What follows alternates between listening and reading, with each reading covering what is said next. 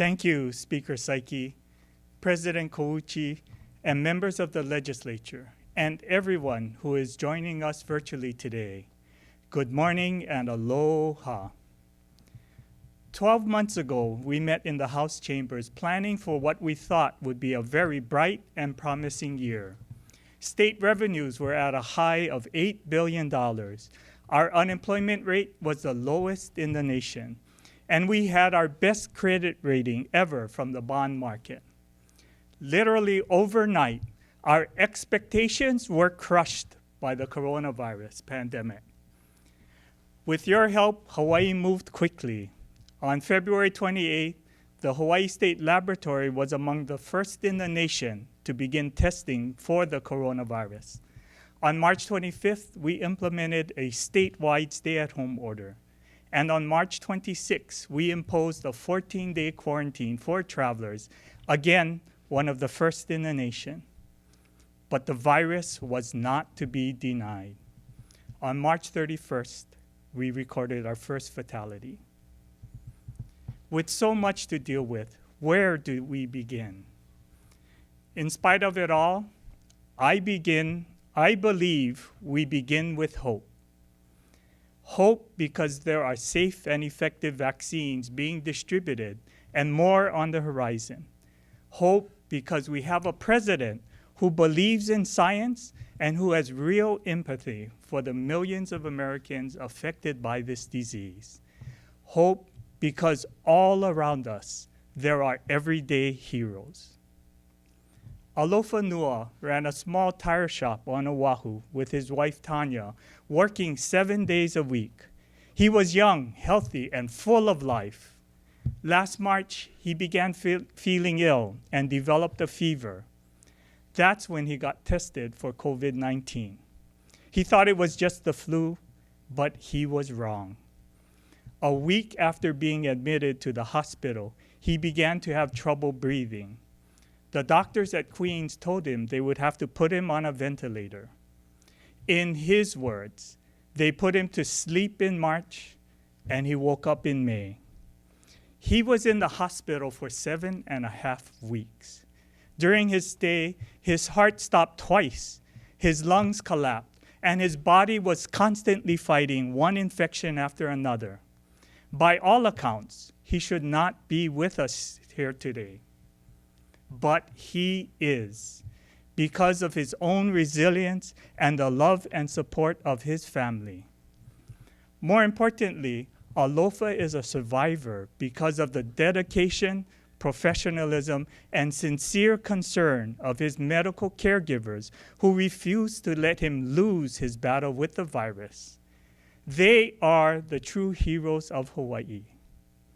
And there are many others, including our first responders and essential workers who go to work every day despite this deadly pandemic. Here in Hawaii, we have always counted on each other in good times and bad. Our past is filled with moments like this. We were at our best when we were looking out for each other, when we didn't let others or the times tear us apart. This is who we are. This is who we've always been.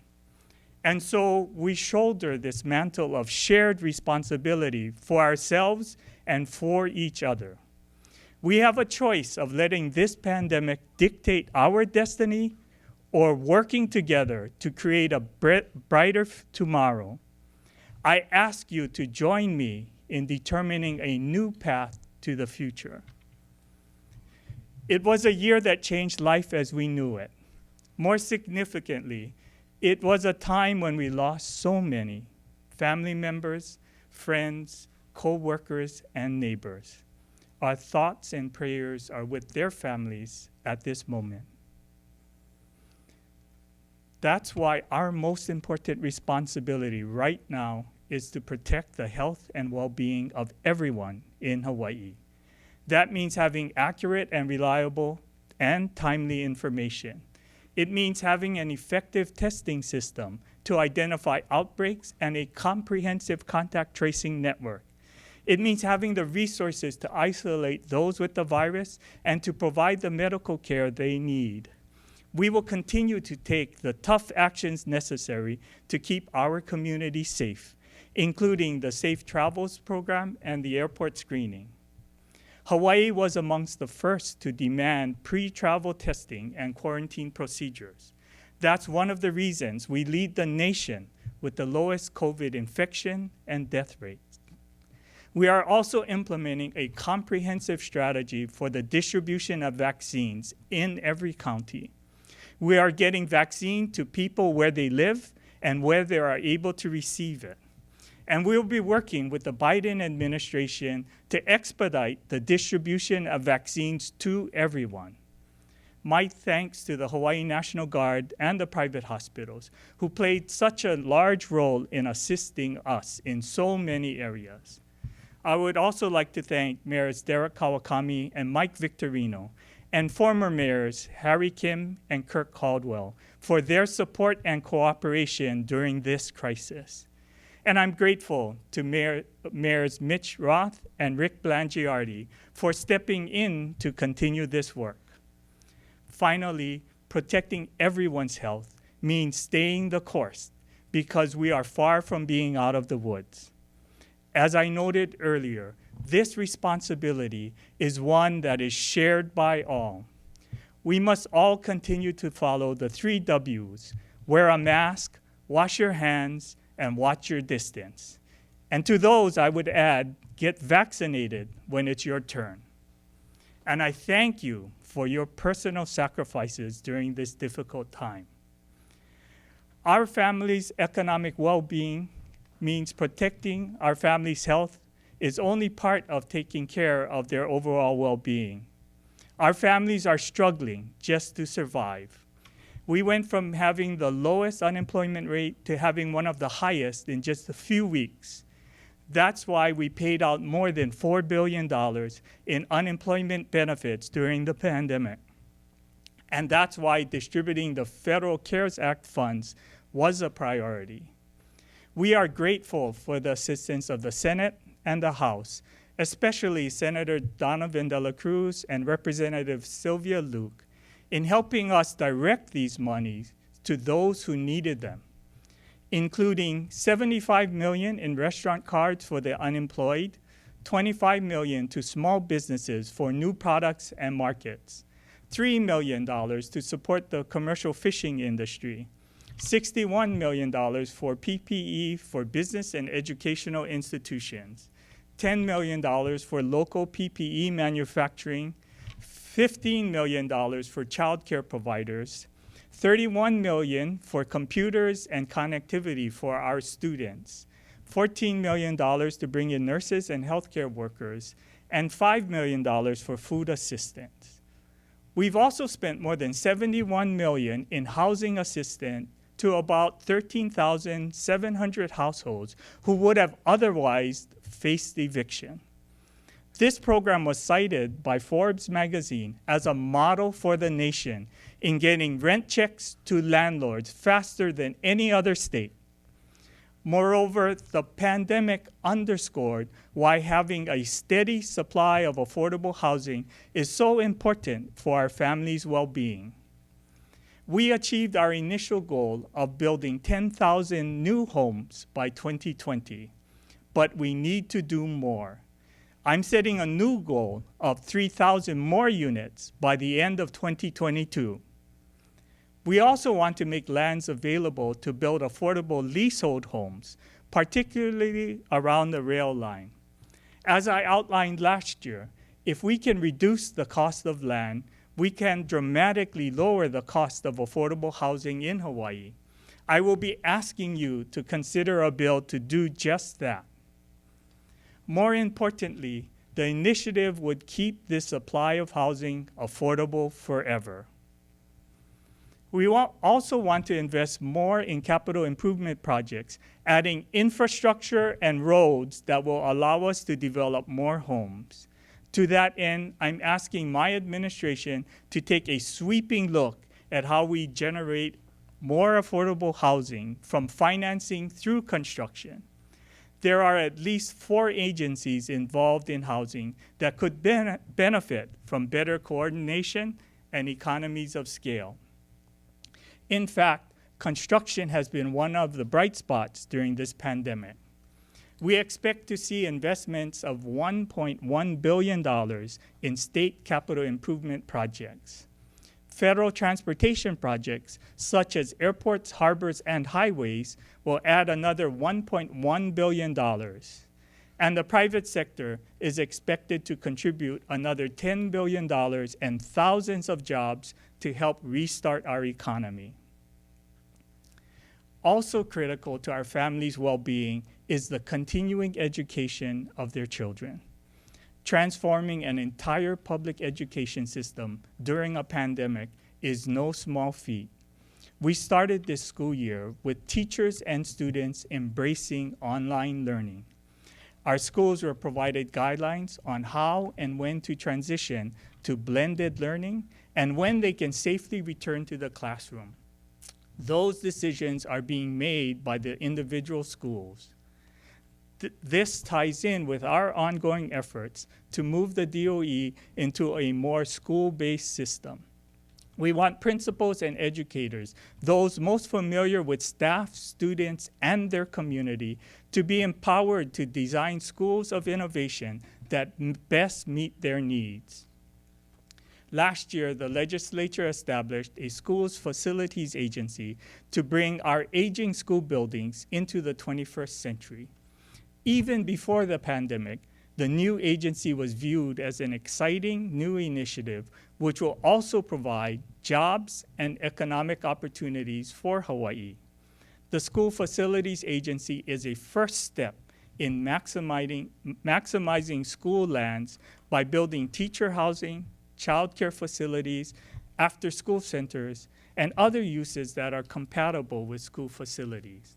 It's also part of a larger recovery plan, which I will get to shortly.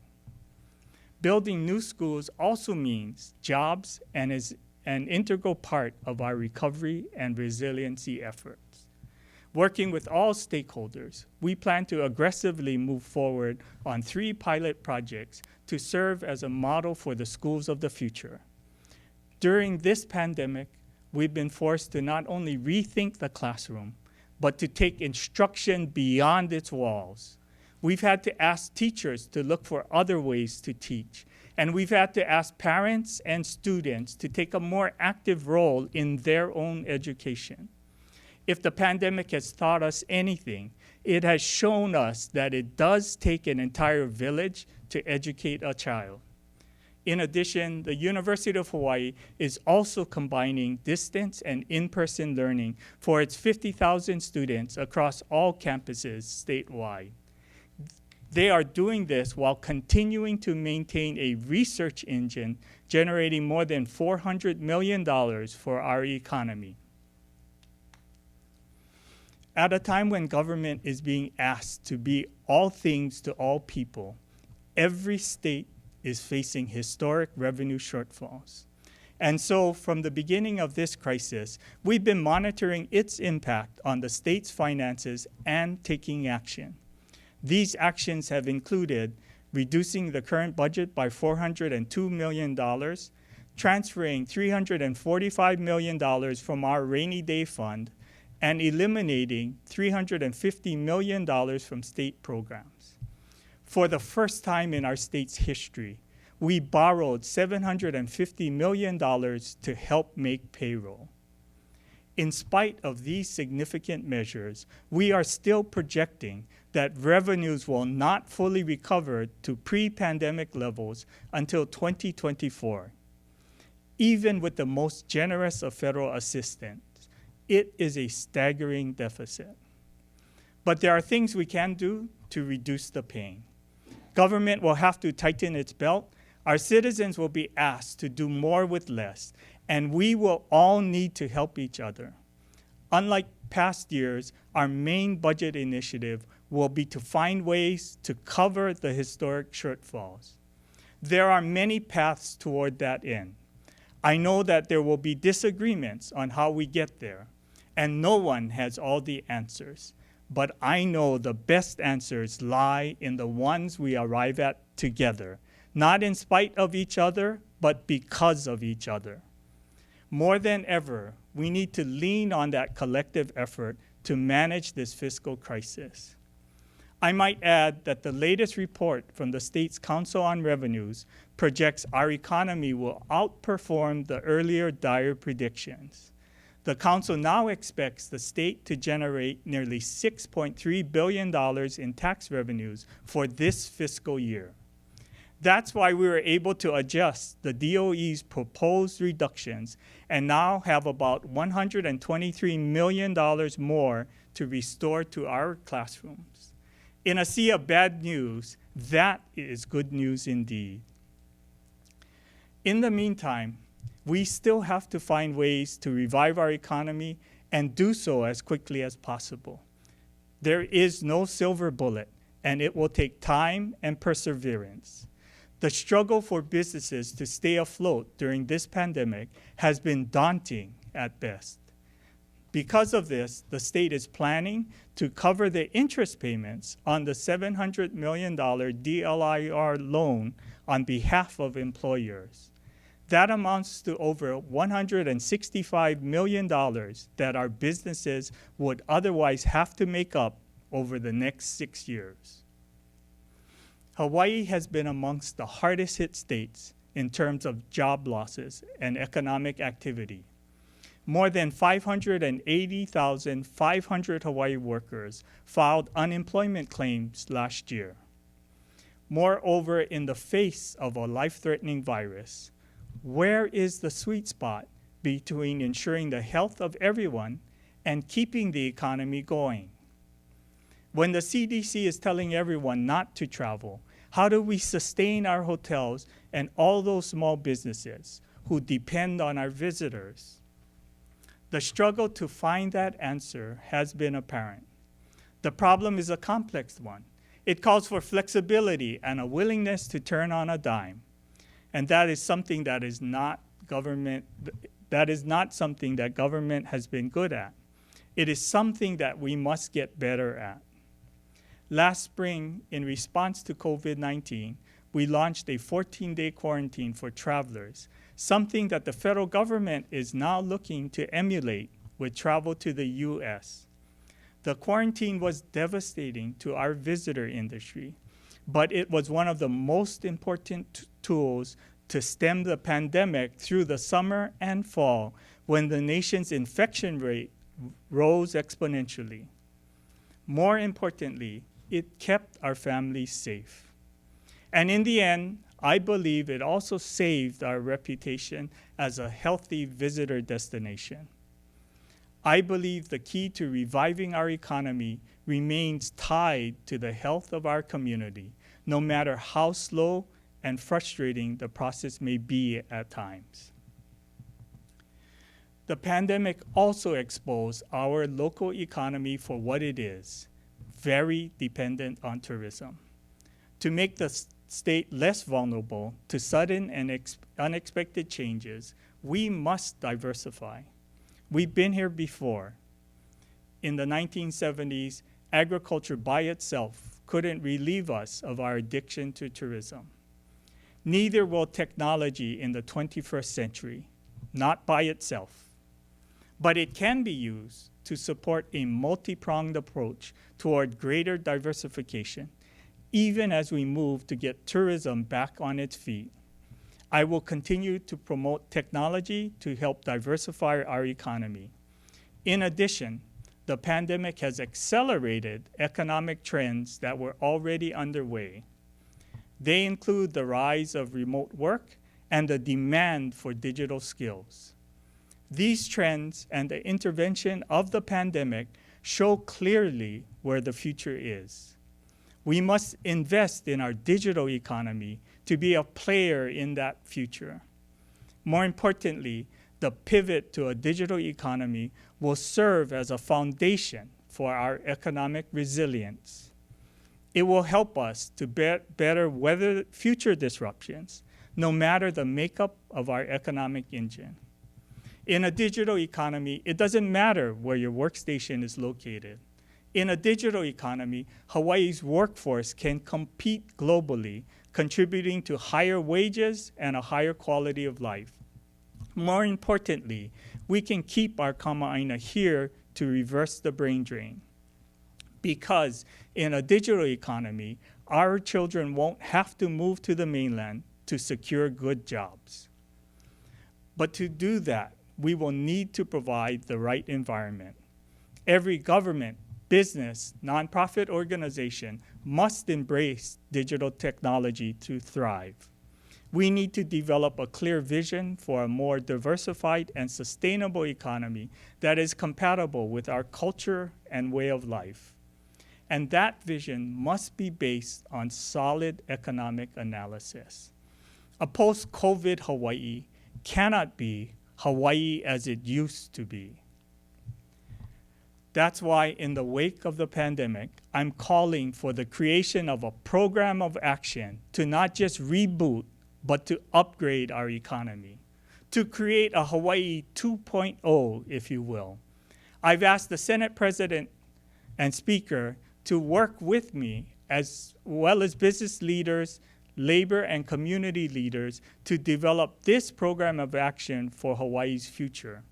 I've reached out to the Hawaii Business Roundtable, the Hawaii Executive Conference, the Chamber of Commerce of Hawaii, and the Hawaii Community Foundation to convene stakeholders and communities from across the state. I've also sought the counsel of Governors Ariyoshi, Waihee, Cayetano, Lingo, and Abercrombie for their thoughts on economic recovery. I've asked all of them for recommendations by April, which will be folded into specific actions by the third quarter of this year.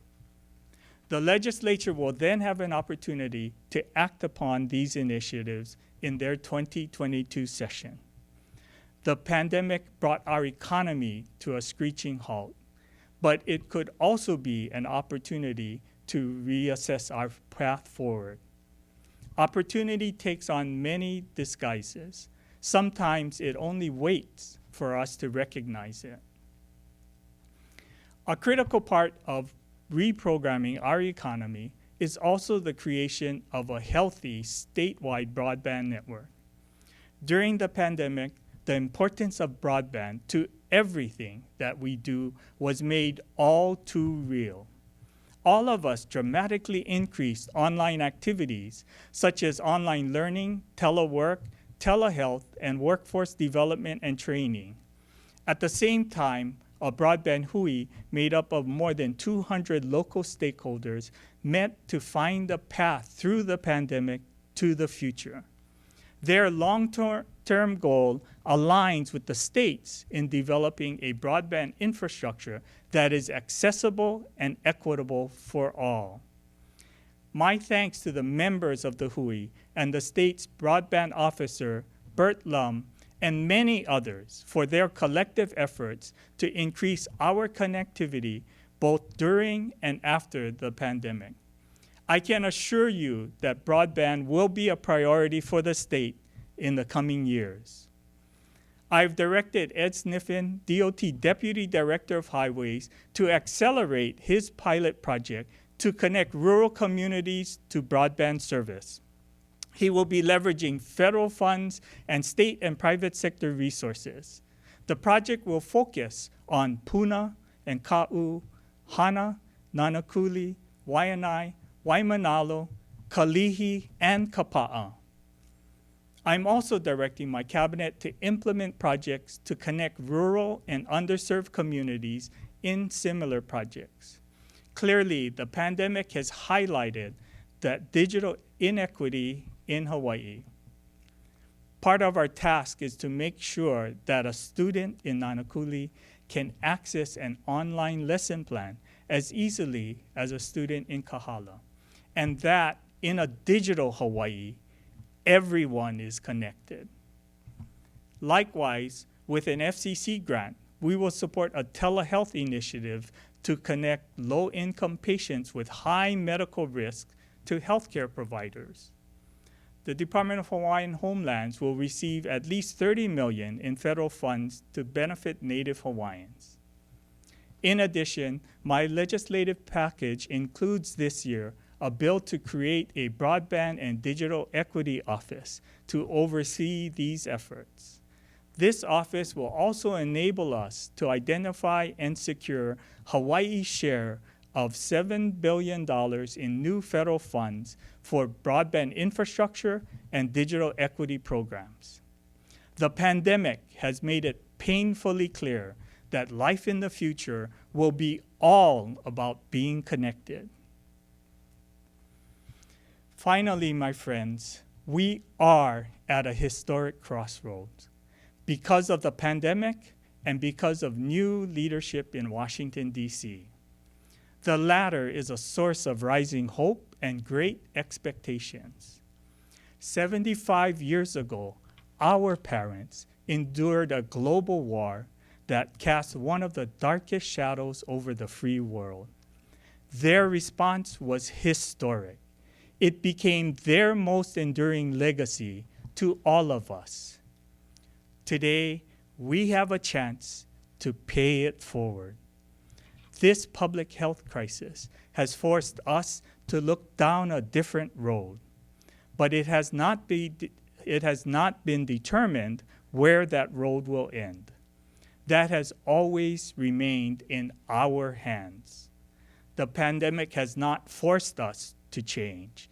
That we must do on our own to address the challenges we faced. But our strength lies in something deeper than those superficial changes. It lies in who we have always been as a people.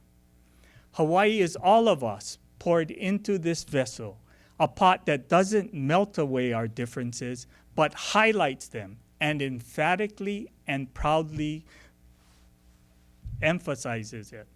That is our strength. Hawaii is John Burns and Danny Noi, Barack Obama, Nona Beamer, Iolani Luahini, Chin Ho, Benny Agbayani, Michelle Wee, Marcus Mariota, and Colton Wong.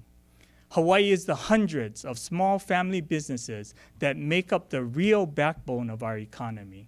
It is Kalakaua Avenue and Kalihi Street on Oahu, Front Street and Main Street on Maui, Ali'i Drive and Kinaole Street on Hawaii Island, and Kuhio Highway that stretches from Kapa'a to Haena on Kauai.